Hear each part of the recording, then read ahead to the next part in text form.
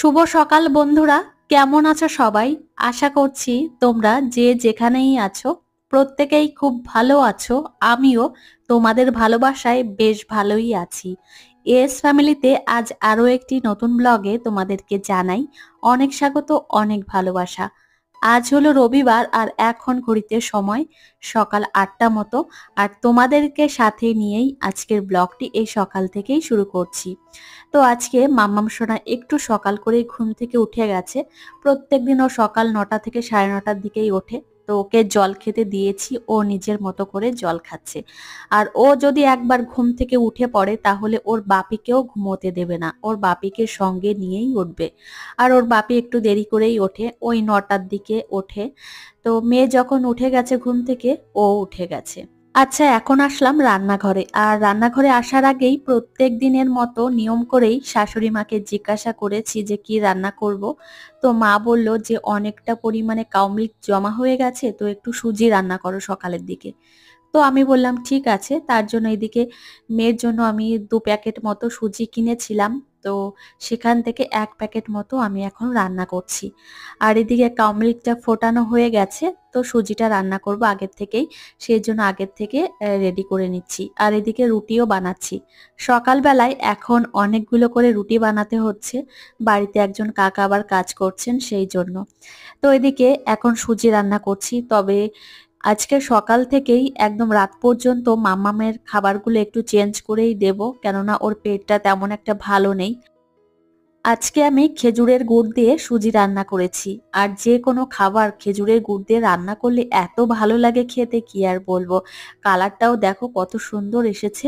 আর অনেকটা পরিমাণে কিনে রেখেছি শুধুমাত্র এই জন্যই। সারা বছর তেমন একটা পায়েস টায়েস তো খাওয়া হয় না, যখনই খাবো তখন একটুখানি করে এরকম গুড় দিয়ে রান্না করব, তাহলে খেতেও ভালো লাগবে। তো আজকে সুজিটা খুব ভালো হয়েছে, খেতেও খুব ভালো হয়েছিল। তো সামান্য একটু মিষ্টি হয়ে গেছে। আর আমাদের বাড়িতে এমন একটা পরিস্থিতি, তো একটু সামান্য মিষ্টি হয়ে গেলেই সবাই বলবে যে মিষ্টি হয়ে গেছে। আদিশ্রীর যখন পেট খারাপ হতো তখন আমি ডক্টর দেখাতাম, আর তখন ডক্টর আমাকে দুগ্ধ জাতীয় কোনো খাবার খাওয়াতে বারণ করতেন, সেই জন্য আজকে আর খাওয়ালাম না। তো আজকে সকালবেলায় আদিশ্রীকে আমি খাইয়েছি সিদ্ধ ভাত, তবে বাটার নিয়েছি সামান্য একটু। অতটুকু বাটার থেকে আমি একটু বেশি বাটারই খাওয়াই, কিন্তু ভাবলাম অল্প পরিমাণেই দিই। আর এখন সকাল 11:30 বেজে গেছে। মাম্মাম সোনাকে আজকে ভেবেছি আঙুর দেব খেতে। তো তার জন্য এদিকে আঙুরগুলো এখন আমি ধুয়ে পরিষ্কার করে নিলাম। অনেকদিন ধরেই বরমশাইকে বলেছি একটু কালো আঙুর আনতে। তো কালো আঙুর পাইনি, এই আঙুরগুলো নিয়ে এসেছে। তবে আরো ২-১টা দোকান ঘুরলে হয়তো পেত, কিন্তু ওর কি আর অত ধৈর্য আছে যে ২-৩ দোকানে যাবে আর কালো আঙুর নিয়ে আসবে। তো বলল একটা দোকানেই গিয়েছিলাম, তো সেখান থেকেই নিয়ে এসেছি, মানে আমরা যে দোকান থেকে আনি, তো সেই দোকানে গেছিল, তো সেখান থেকে এই আঙুরগুলো নিয়ে এসেছে। এর থেকে মানে এই আঙুরের থেকে কালো আঙুর খাওয়ালে সব থেকে বেশি উপকার হয়। তো এখন মাম্মাম সোনাকে খাইয়ে দিয়ে আমি চলে এসেছি দোতলাতে। আর এখন আমি একটু রেডি হয়ে নিচ্ছি, স্নানটা সেরে নিয়েছি। আর এখন আমার অনেক কাজ আছে যেগুলো তোমাদের সঙ্গে একটু একটু করে শেয়ার করব। আসলে কি বলতো, এই বিছানার চাদরটা অনেকদিন ধরে বিছানো রয়েছে। তো সেই বাবার বাড়ির থেকে এসে এই বিছানার চাদরটা পেতেছি, তারপরে আর তোলা হয়নি। তো ভাবলাম আজকেই তুলে দেব। আর আজকে আমাদের বাড়িতে মা আসবে, মানে আমার মা আসবে। তো সেই জন্যই ঘর দুয়ারগুলো একটু গোছাবো। আর দেখবে বাড়িতে যখন কেউ আসবে শুনি, তখন ঘর দুয়ারগুলো গোছানোই থাকে, তবুও মনে হয় আর একটু যদি গুছিয়ে রাখতে পারি তাহলে খুব ভালো হবে। আর আমার মা অনেক দিন আমাদের বাড়িতে আসে না, এসে হয়তো থাকবেও না। মা আবার যাবে দাদাদের কাছে বিহারে। তো সেই জন্য আগের দিন রাত্রেবেলায় আমাদের বাড়িতেই আসলো, আবার বোনের বাড়িতে যাবে। আসলো বলছি, এখনো আসেনি, আসবে। তো মনের মধ্যে আনন্দ লাগছে, অনেকদিন পর মা আসবে। আর মা আসার কথা ছিল আমাদের বাড়িতে, কয়েকদিন ধরে থাকবে বলেছিল, কিন্তু বাড়িতে কাজ হচ্ছিল, সেই জন্য থাকতে পারেনি। তো একদম সোজা দাদার ওইখানেই যাবে। তো যাই হোক, এখন বিছানার চাদরটা আমি চেঞ্জ করে নিচ্ছি। আর এখন খুব সুন্দরভাবে পেতে দেব। এই বিছানার চাদরটা আমার খুব ভালো লাগে। এটা দিয়েছিল দিদি, মানে আমার ননদ দিয়েছিল। তো এই কালারের আরেকটা বিছানার চাদর আমার আছে। তো এটাও আমি এখন পেতে দিচ্ছি। তো ভালো লাগে এই বিছানার চাদরটা। যখন গৃহপ্রবেশ হয়েছিল তখন দিয়েছিল। তো যাই হোক, এই যে দেখো সুন্দরভাবে এখন চারিদিক দিয়ে একটু সেট করে দিচ্ছি। আর মাম্মাম নিচেই রয়েছে, ওকে আনিনি। তো ওকে স্নান করিয়ে দিয়েছি। তো আজকে কি বলতো, সকালবেলায়, না সকালে না, তখন বাজে কটা, 12টার দিকে প্রচন্ড পরিমাণে বৃষ্টি, প্রচন্ড অঝোরে বৃষ্টি হয়েছিল। সেই জন্য মাম্মামকে কলপাড়ে দাঁড় করিয়ে স্নান করিয়ে দিয়েছি, বাথটবে স্নান করাইনি। আর আদিশ্রী তো বাথটবে স্নান করতে প্রচন্ড পছন্দ করে, কিন্তু আজ আর পারলাম না, কি আর করব। তো কদিন বাদেই ঘুরতে যাচ্ছি, তো তোমাদের সঙ্গেও একটু শেয়ার করতে পারবো।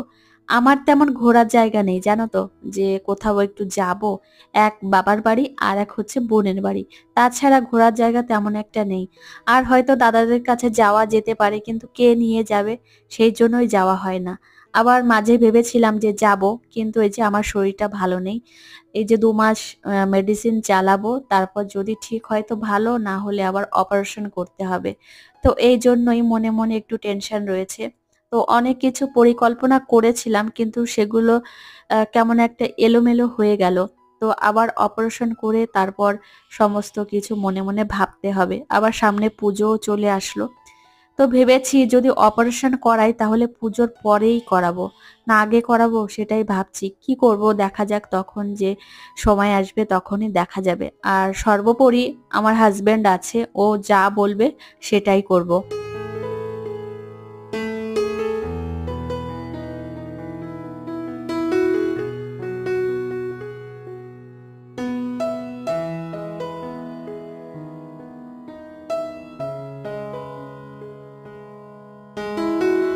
ঘরের মধ্যে বক্স খাট থাকলে দেখতে যেমন ভালো লাগে, এর পেছনে আবার খাটনিও আছে। তো এর নিচে, মানে এই খাটের নিচে আবার ধুলো বালি জমা হয়। তো একটু ভালো করে এই ঝাঁটাটা দিয়ে একটু ভালো করে ঝাড় দিতে হয় প্রত্যেক দিন, না হলে আবার ধুলো বালি জমা হয়ে যায়। এই আর কি, না হলে দেখতে তো বেশ ভালোই লাগে, আবার পরিষ্কার পরিচ্ছন্নতা বেশি করতে হয়। এই ঝাড়ু দিয়ে মানে যতটা দূর হাত যায় ততটা দূর পরিষ্কার করে ঝাড় দিয়ে নিয়ে আসতে হয়। আর এখন আমি খুব সুন্দরভাবে ঝাড়ু দিয়ে দিচ্ছি।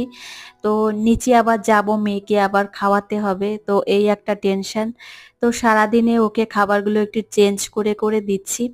তো ওকে দুগ্ধ জাতীয় খাবার খাওয়াইনি, এখন দেখা যাক সন্ধ্যার সময় বা রাতের দিকে ওকে আবার কি খাওয়াই, সেটাও মনে মনে ভাবছি। তো আজকে দুপুরবেলায় আমাদের বাড়িতে আহ মাছ রান্না হয়নি, আমাদের বাড়িতে ডিম রান্না হয়েছে, মানে ডিমের ঝোল রান্না হয়েছে। আর ঝোলটা দেখে বুঝতেই পারছো একদমই হালকা, মানে মশলা নেই বললেই চলে। তো এই টাইপেরই খাবার আমরা খাই বাড়িতে। তো ওই যে ডিমের ঝোল মেয়ের জন্য নিয়ে নিয়েছি, আর ভাত নিয়ে নিয়েছি, মেয়েকেও খাইয়ে দিয়েছি।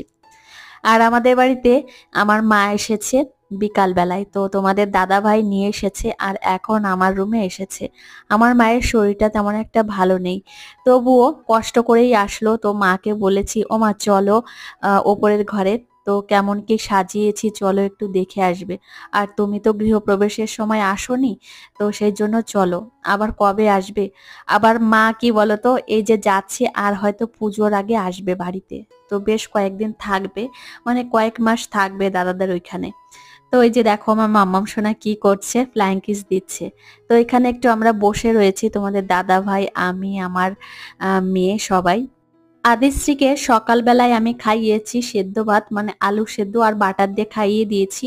আর দুপুরের দিকে দিয়েছিলাম সাদা ভাত আর ডিমের ঝোল। আর রাত্রের বেলায় আমি ওকে খাওয়াবো ভাবছি, ভাতই খাওয়াবো। আর যখন পেটটা একটু সমস্যা হয় তখন ভাত খাওয়ানোই ভালো।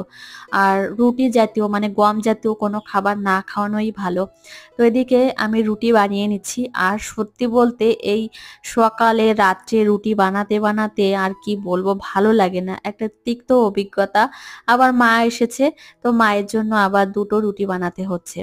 তো আমার রুটি বানাতে এখন আর ভালোই লাগে না, মানে প্রত্যেকদিন সকাল রাত্রে রুটি বানাতে বানাতে প্রচন্ড কষ্ট হয়ে যায়। আর এমনিতে গরম, তারপর আবার রুটি বানাতে বানাতে তাওয়াটা কেমন গরম হয়ে যায়, আর তাওয়ার সামনে দাঁড়িয়ে থাকতে থাকতে মানে ঘাম যতটুকু আছে সব বেরিয়ে যায়। মানে আমি বলতে চাইছি মানে শরীরের ভেতর যত জল আছে সমস্তটাই বেরিয়ে যায়, এটাই বলতে চাইছি। তো রুটি বানাতে ভালো লাগে না, রুটি বানাতে সব থেকে বেশি কষ্ট। ভাত রান্না করতে অতটা বেশি কষ্ট হয় না। ভাত রান্না করলাম মানে ভাত বসিয়ে দিলাম, আবার এদিকে ওদিকে যাওয়া যায়, কিন্তু রুটি বানাতে গেলে সেটা আর করা যায় না। রুটি বানাতে গেলে উনুনের সামনে দাঁড়িয়ে থাকতেই হবে। আর এদিকে দেখো একটা দুটো করে রুটি আমি বানিয়ে নিচ্ছি, আজকে অনেকগুলো রুটি বানিয়েছি, প্রায় 12খান রুটি আমি বানিয়েছি। তো যাই হোক, এই যে রুটি বানানো হয়ে গেছে, আর এখন আমার মেয়ের জন্য খাবার রেডি করব। তবে রাত্রেবেলায় আমি একটু ডাল রান্না করেছি, মটর ডাল, তো সেটা ভেবেছি মাম্মামকে খাইয়ে দেবো মটর ডাল দিয়ে। তো এদিকে ভাত নিয়ে নিয়েছি আর একটু আলু মাখা করেছি মেয়ের জন্য, আর এদিকে মটর ডাল রান্না করেছি। যেহেতু বাড়িতে মা এসেছে আর আহ অনেক লোক, সেই জন্য একটু ডাল রান্না করেছি।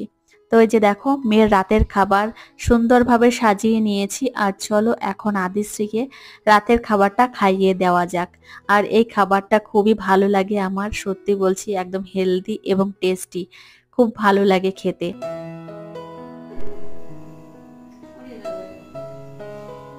আর এই যে রাতের খাওয়া দাওয়া শেষ করে আমরা আবার দোতলাতে এসেছি, আর এখন অনেক গল্প করছিলাম মায়ের সঙ্গে। মা আবার সকালবেলায় চলে যাবে, মনটা একটু কেমনও লাগে, কি আর বলবো বলো।